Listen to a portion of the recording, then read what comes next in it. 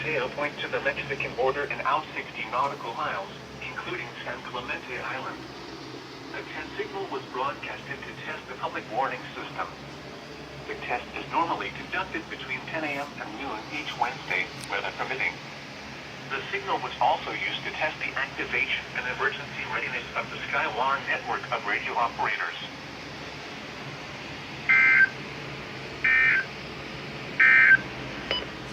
Forecast for Imperial County Southwest. Today, sunny.